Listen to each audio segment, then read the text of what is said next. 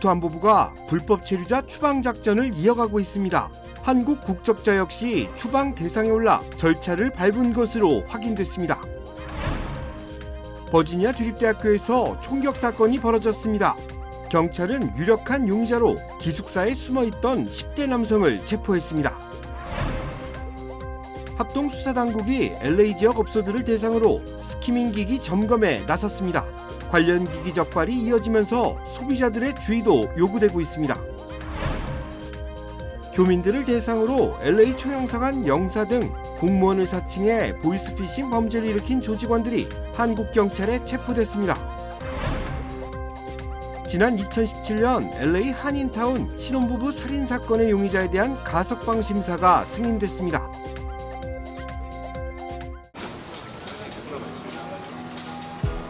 오늘의 가능성에게 내일의 금융을, 쉽지 않은 도전에게 쉬운 금융을,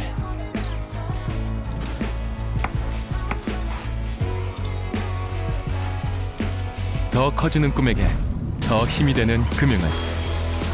이것이 당신과 PCB의 시너지, PC빌리티, PCB뱅크. 시청자 여러분 안녕하십니까? KBS 아메리카 뉴스입니다. 국토안보부가 불법 체류자 추방 작전을 이어가고 있다고 밝혔습니다. 국토안보부에 따르면 최근에는 한국 국적자도 추방 대상에 오른 것으로 확인됐습니다. 국토안보부는 불법 체류자들을 국외로 추방하는 작전이 지속되고 있다고 발표했습니다. 미국을 더 안전하게 만들자는 취지로 이어지고 있는 이 추방 작전은 이민 세관 단속국과 함께 진행되고 있습니다. 특히 살인이나 강간 등 중범죄를 일으킨 불법 체류자들을 추방하는 데 집중하고 있는데 이달 초에는 한국 국적자를 포함 다수의 불법 체류자 추방 절차를 밟은 것으로 확인됐습니다. 국토안보부는 이달 초 이뤄진 추방 작전에는 한국 국적자인 이예루 씨가 포함됐다고 밝혔습니다. 이 씨는 지난 2018년 10월 미시시피주에서 한 남성을 흉기로 공격해 살인미수 혐의로 유죄 판결을 받고 수감 생활을 이어가다 이번에 추방 대상에 오른 것으로 확인됐습니다. 지난 주말 버지니아 주립대학교에서 총격 사건이 발생했습니다. 다수의 부상자가 발생했는데 경찰은 사건 발생 14시간 만에 총격을 가한 10대 용의자를 검거하는 데 성공했습니다. 버지니아 주립대학교 캠퍼스에서 총격이 발생한 것은 지난 토요일 오후 1시 30분쯤 대학 내 기숙사 단지에서 시작됐습니다.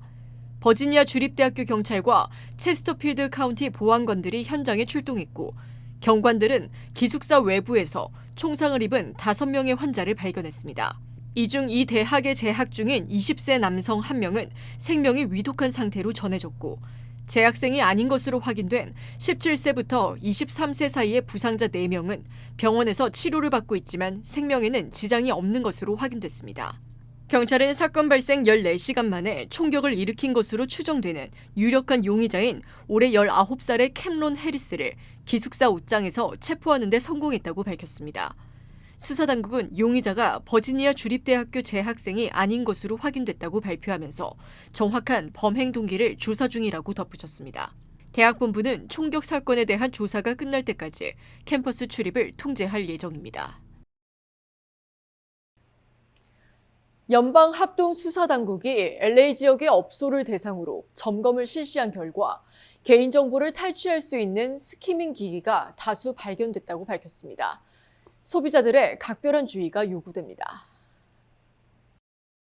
연방비밀경호국과 농무부가 공동 실시한 이번 단속 작전은 지난 4일부터 6일까지 LA 지역에 자리한 업소들을 대상으로 진행됐습니다. 합동수사당국은 모두 328곳의 업소를 무작위 방문해 점검을 실시했는데 이 중 17곳에서 스키밍 기기가 적발됐다고 발표했습니다. 스키밍 기기는 소비자의 카드 정보를 몰래 복제하는 것을 목적으로 만들어집니다. 최근 적발되고 있는 기기들은 실제 사용되고 있는 카드 단말기와 동일한 모습을 하고 있어 기존 단말기 위에 더 씌우는 방법으로 설치됩니다. 조사당국은 이번에 LA 지역에서 발견된 스키밍 기기를 통해 최소 1,770만 달러의 피해가 발생했을 것으로 추산하고 있습니다. 관계당국은 최신 스키밍 기기를 활용한 범죄도 점차 지능화되고 있다며 업주와 소비자들이 지속적인 관심을 가지고 확인할 것, 그리고 의심스러운 승인이 발생할 경우 즉시 거래은행에 신고할 것을 권고했습니다. LA 총영사관 영사 등 공무원을 사칭해 보이스피싱 범죄를 일으킨 용의자들이 한국 경찰에 체포됐습니다. 미국과 캐나다 등 미주 지역 교민들을 상대로 보이스피싱 범죄를 벌인 조직원들이 한국 경찰에 검거됐습니다. 충청북도 경찰청은 이들 용의자들은 캄보디아에 거점을 두고 활동해왔으며 영사와 검사, 금융감독원 직원을 사칭해 각종 사기 행각을 벌여왔다고 밝혔습니다. 경찰에 따르면 지금까지 14명의 관련 용의자가 검거됐습니다.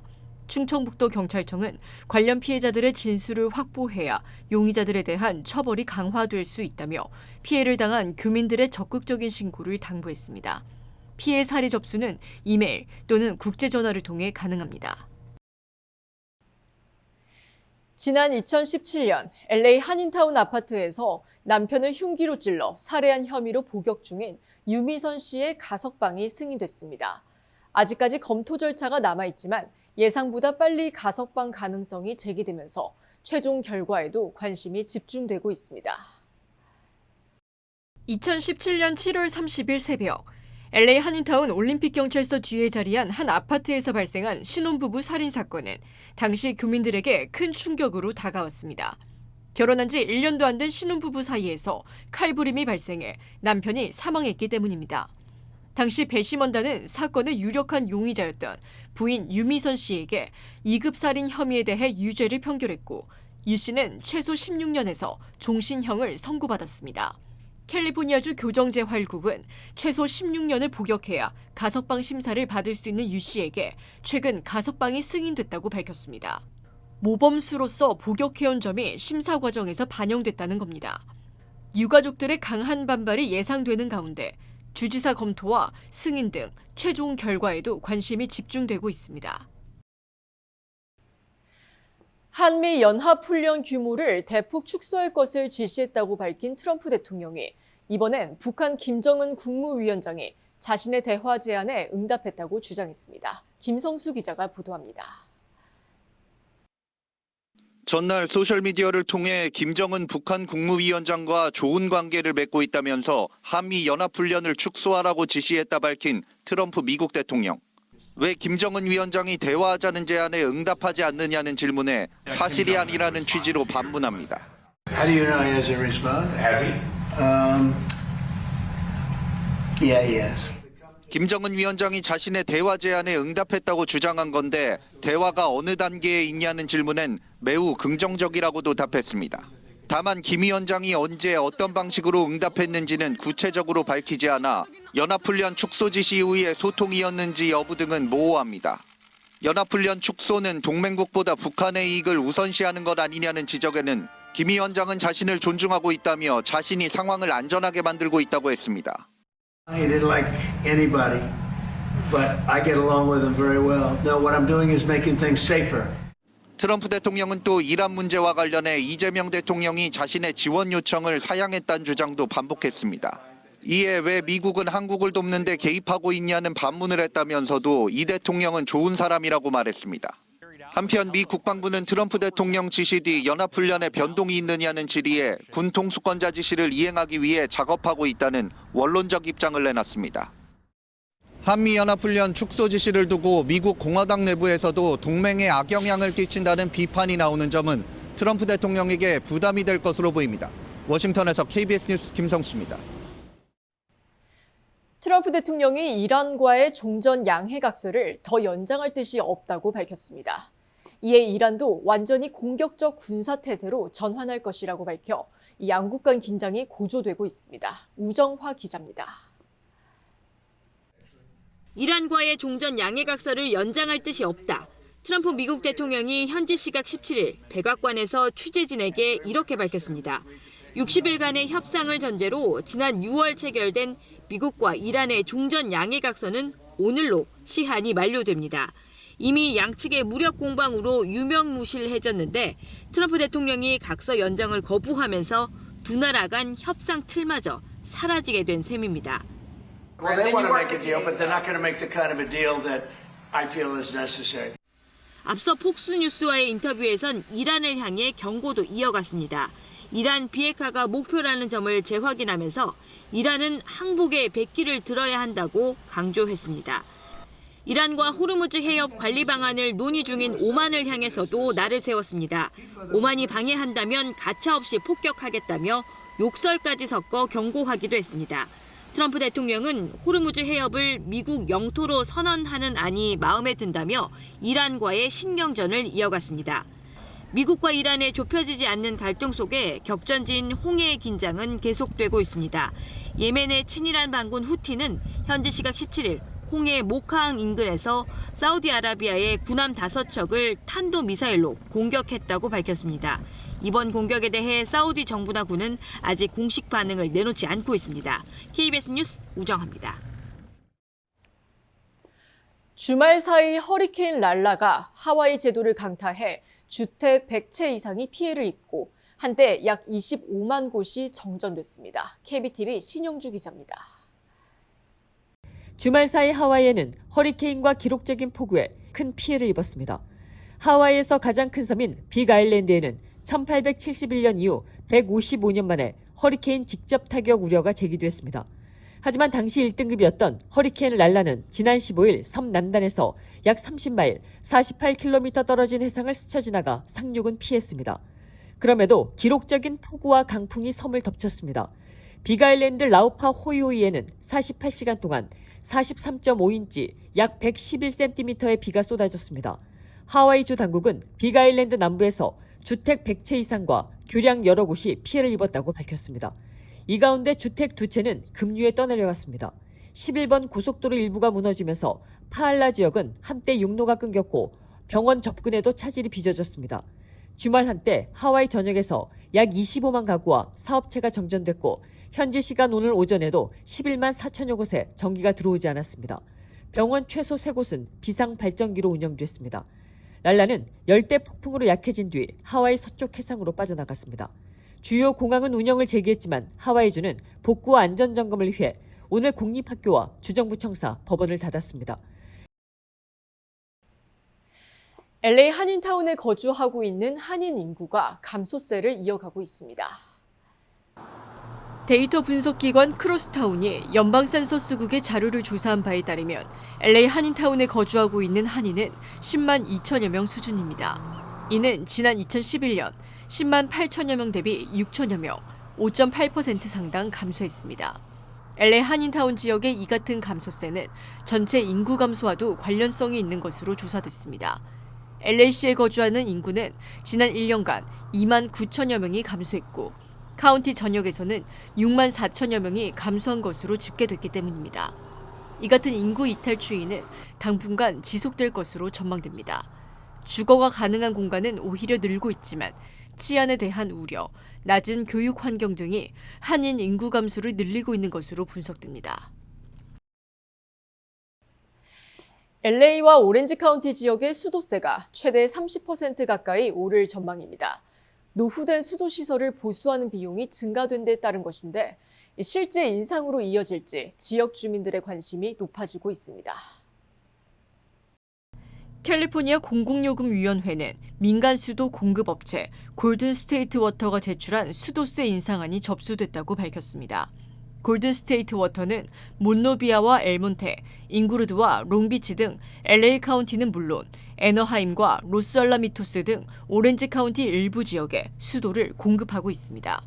골든 스테이트 워터 측은 노후된 시설 유지 보수 비용이 늘어나면서 불가피하게 인상안을 꺼내든 것이라고 설명했습니다. 접수된 인상안은 향후 1년 동안 심사를 거쳐 최종 승인 여부가 결정됩니다. 인상안이 최종 승인될 경우 지역 거주민들은 지금보다 30% 정도 높아진 수도세를 납부해야 할 것으로 전망됩니다.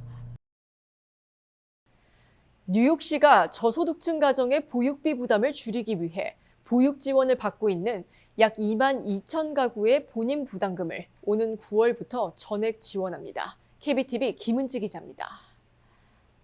조란 맘다니 뉴욕시장은 지난 13일 오는 9월부터 뉴욕시 차일드케어 보조 프로그램을 이용하는 약 2만 2천 가구의 보육비 본인 부담금을 시정부가 대신 지급한다고 발표했습니다. 이에 따라 현재 보육비 보조를 받으면서 소득 수준에 따라 매주 일정 금액을 부담해온 가정들도 앞으로는 추가 비용 없이 보육 서비스를 이용할 수 있게 됩니다. 기존 이용 가정은 별도의 신청이나 추가 절차를 거칠 필요가 없습니다. 차일드케어 보조 프로그램은 뉴욕주의 지원을 바탕으로 저소득층 가정의 보육과 방과 후 돌봄 비용을 지원하는 제도로 생후 6주부터 13세까지의 아동이 대상이며 장애 아동은 19세까지 지원받을 수 있습니다. 이와 함께 뉴욕시는 올가을부터 2세 아동을 대상으로 한 첫 무상 2K 프로그램도 시행합니다. 가구 소득이나 부모의 이민 신분과 관계없이 연중 종일반 보육 서비스를 목표로 하고 있습니다. 첫 2K 프로그램에는 이미 5,700건이 넘는 신청서가 접수돼 이용 가능한 좌석의 약 3배에 달하는 수요가 몰렸습니다. 뉴욕시는 이에 대응하기 위해 비어있던 보육시설 7곳을 다시 열어 3K 좌석 240개를 추가했으며 앞으로 5개 보로 전역에 2,000개의 3K 좌석을 추가로 확충할 계획입니다.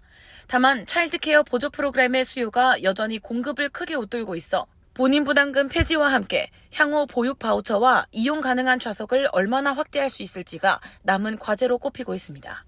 KBTV 뉴스 김은지입니다. 이번 주 캘리포니아 남부 지역의 낮 최고 기온이 또다시 화씨 100도를 넘을 것으로 전망됩니다. 국립기상청은 캘리포니아 남부 지역의 한낮 최고 기온이 평년 수준을 웃돌 것으로 예보된다고 밝혔습니다. 지역에 따라 최대 화씨 105도를 넘는 한낮 최고 기온이 예상되는데 고온 건조한 날씨가 이어지면서 산불 발화 위험도 높아질 것으로 전망되고 있습니다. 국립기상청은 한낮 기온이 높아짐에 따라 야외 활동 시 충분한 수분을 섭취해야 하며 노약자들의 경우 외출을 자제해야 한다고 권고했습니다. 그러면서 아동이나 반려동물을 차 안에 두고 내릴 경우 생명을 잃을 수 있다며 운전자들의 각별한 주의를 당부했습니다.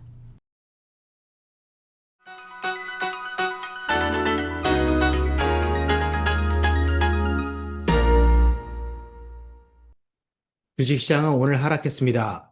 나홀로 지난주를 하락한 주로 기록했던 다우존스가 가장 큰 폭으로 하락하며 최근 6일 동안 5위를 떨어졌는데요. 3주 연속 상승한 내스닥과 S&P 500 역시 오늘만큼은 약세를 피해가지 못했습니다. 국제유가와 국채금리가 상승한 가운데 장중 5.32%까지 치솟으며 19년 최고치를 기록한 30년 만기 국채금리는 투자 심리를 압박했습니다. 반면 엠파이어 스테이트 제조업 지수는 전망치와 전월치를 모두 크게 웃던 서프라이즈를 기록했는데요. 4년 최고치로 치솟으며 제조업의 건재함을 재확인시켰습니다. 여기에 지난주 후퇴했던 금리 인상 확률은 오늘도 소폭 감소하며 투자 심리를 진정시켰습니다. 그럼에도 이번 주 홈디퍼와 월마트를 비롯한 소매 유통주들의 실적 발표를 앞두고 기대와 불안이 교차하면서 투자 심리는 일단 매도 쪽으로 기울었습니다. 여기에 4주 만에 전 종목이 모두 하락한 매그니피센트 7까지 분위기를 가라앉히는 부담으로 작용하며 숨고르기가 이번 주에도 이어질 수 있음을 시사했습니다. 지금까지 김재한이었습니다.